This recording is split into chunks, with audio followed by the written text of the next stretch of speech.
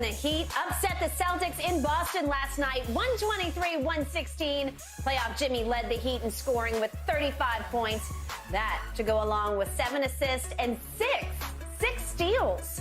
The Celtics led by 9 points at halftime, but then, the Heat owned the third quarter. They outscored Boston 46-25 coming out of the locker room. Talk about halftime adjustments. Shannon, what do you think is the biggest reason the Celtics lost? Well, they went cold, but they started turning the ball over. Skip, in the first half, they only had 5 turnovers. They finished the game with 15, so what does that tell you? In the second half, they had 10 turnovers, and they started turning the ball over. If I'm not mistaken, I think Jason Tatum had like 3 straight possessions in which he turned the ball over. And JT, his partner in the law firm, said, well, hold on, bro. I can't let you have all these turnovers by yourself. Let me join in. He started to turn the ball over. Even more. Even more. Skip, I think I'm right, because I didn't have the. Did Boston call a timeout in the third quarter? The Heat scored 46 points. How in the hell you let a team score 46 points and you don't call one timeout? He did call one. I used all my timeouts. I'll show it to you. Skip, timeout. It's like, coach, you gonna burn them out? I don't care, because this is getting out of hand. Yep. It ain't gonna be no fourth quarter. No. Skip, I was watching the game. The Celtics were up by 12 points. I said, well, hey, I'll come back. This guy, I said, I'll come back and watch this thing in a minute. Yep. Took the dogs out, let them do what they needed to do. Yep. Skip, I came back in. They down 11. I was like, what? I said, this got to be wrong. I said, maybe so I went downstairs and cut the TV on downstairs. So maybe something glitched on the upstairs television. Skip, what? I had to go back and rewatch. I'm like, Boston. You realize the Heat scored the most points they've ever scored in a playoff quarter. In a playoff quarter, they scored 46 points at Boston. And when you talk about and you talk about the playoffs, you had a LeBron James in his prime, you had a D Wade, you had a Chris Bosh, you did. And you they never scored 40. You did. You had D Wade at his greatest. Yeah. Okay. So I'm like, Skip, Miami hit 18 or 26 field goals, and so ain't nobody gonna play no defense. Ain't nobody say, hey guys, let's just pinch them, triple, do something. Skip, that's embarrassing. I'd say that the Celtics have allowed this to happen 2 years in a row. They've allowed this to happen in back-to-back series in which they open at home with a loss because you refuse to play defense. It's like the shot starts going in, Skip, and then they don't play any defense, and the next thing you know, you go cold. It's hard to pick up your defense intensity when you haven't played it the entire day. Yep. And so now I'm looking at the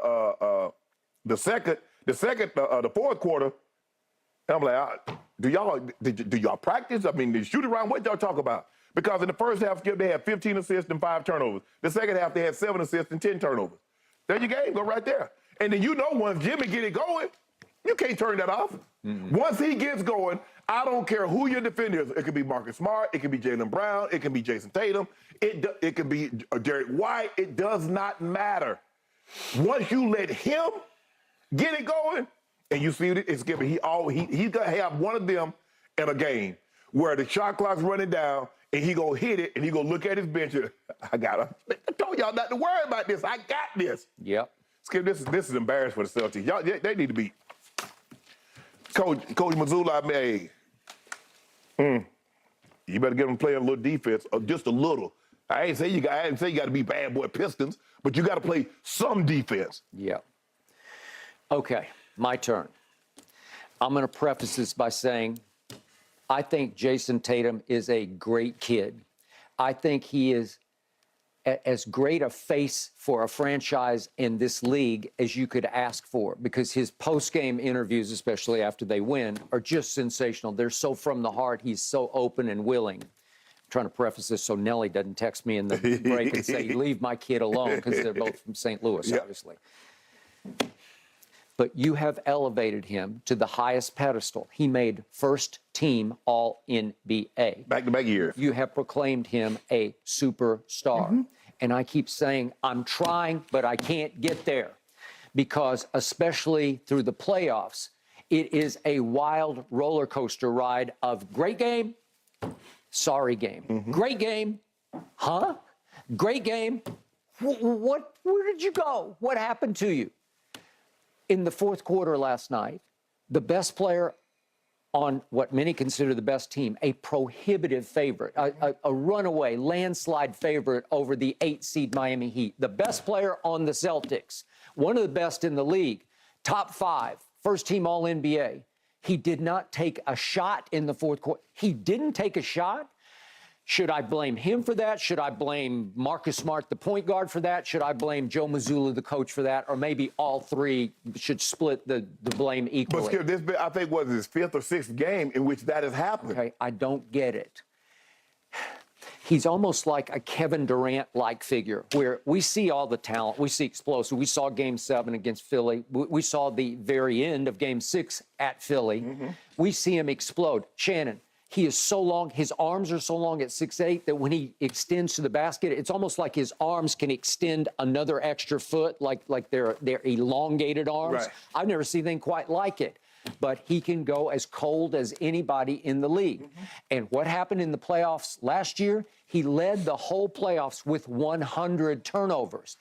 Seemed like he had cleaned up some of his act this year in these playoffs until the home stretch last night. So he's not only is he not taking a shot in the fourth quarter, but you brought it up.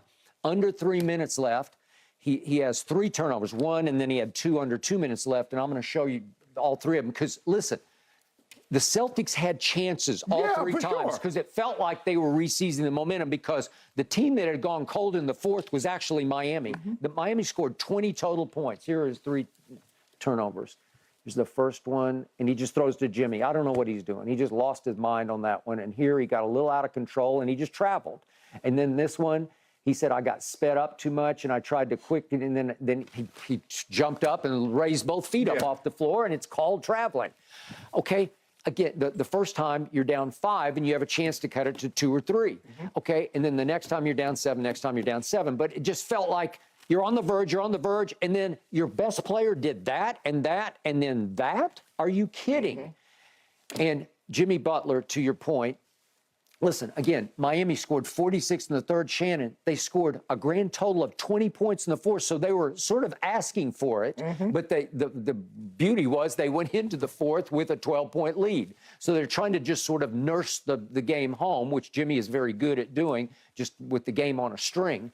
But the point was then Jimmy comes down, and you did the wink shot. Let's see the 3. This is where he just wills this ball in because this is at the shot clock. This is right after the 3rd Jason Tatum turnover. Right. Is the final 3 from Jimmy Butler. And he's got to shoot this because they're dead. And he shoots it too hard and too low on a line. He just, boom, and it goes, bump, bump, bump, bump. It clanged all over the basket. It went up. It was almost like that Kawhi shot, although that was a lot softer when he was at Toronto and beat Philly. But look, Shannon, that ball has no business going in the basket. Yeah, but when he's going, he's going. And it's almost like the ball becomes part of him, and he can actually will it into the basket. And then he winks at his bench. And that's when you know we're done. Because he's not a great three-point shooter. He's not a great three-point shooter, but when you need one, you got one. And then I got to show you my favorite play of the night. This is Jimmy Butler Memorial vintage play. This is how he beats you, because this is a play with a couple of minutes left in the third quarter when they're on their tear. And he drives the ball in Derek White, and I think this got blocked. Maybe it didn't. It looked like he got blocked sideways, and he gets his own rebound, kicks it to Caleb Martin, who kicks it back to Jimmy, screens and knocks down Derek White. It could have been an offensive foul. And Jimmy Butler nails the 3. Well, you want to talk about psychologically demoralizing? It's just like, wait a second. I'm pretty sure Derek White, because it airballs, didn't get a piece of it. He didn't get credited with the block. But it looks like he blocks the shot. Jimmy gets the ball back. But he is so aware that it's like, oh, well, he got me, but I'm going to go get the basketball. And then I'm going to create a whole new play on the far side of the floor.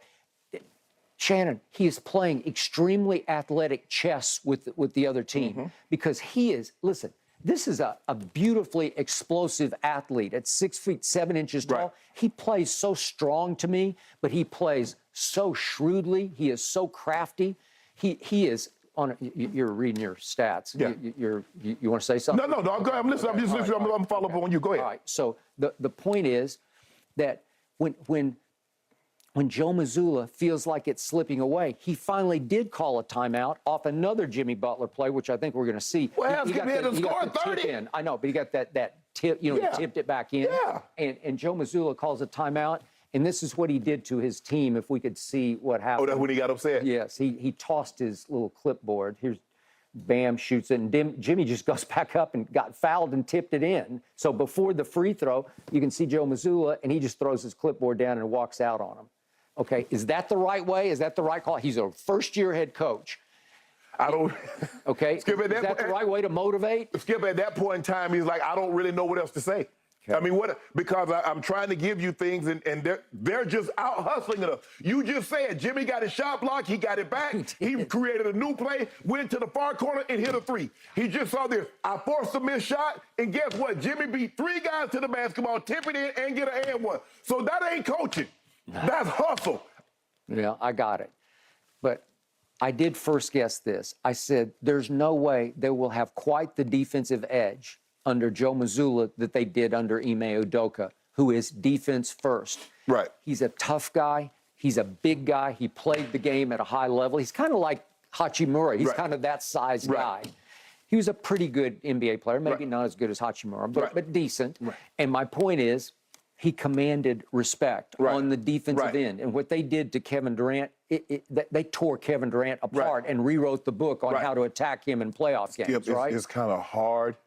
When you start having guys have success, it's kind of hard. If guys hadn't had success, they'll buy in. Jason Tatum was a first-team All-NBA player last year. So what did that come with? All of a sudden, we started talking about him as a superstar. So guess what? The more you talk about it, and he didn't get that recognition by playing defense. No. Jaylen Brown, we started saying Jaylen Brown has closed the gap on Jason Tatum. Offensively. So it's hard, Skip, to get these guys to sum it up because you're not going to get a max contract because you play defense unless you're Rudy Gobert, and we know how terrible of a contract that is. And so what you're doing is you see guys start focusing on offense. The defense starts to slip just a little. But Joe is offense. Yes. That's his signature. That's what his focus is. And plus, he came in. Now, he's the head coach now. He came in as a substitute.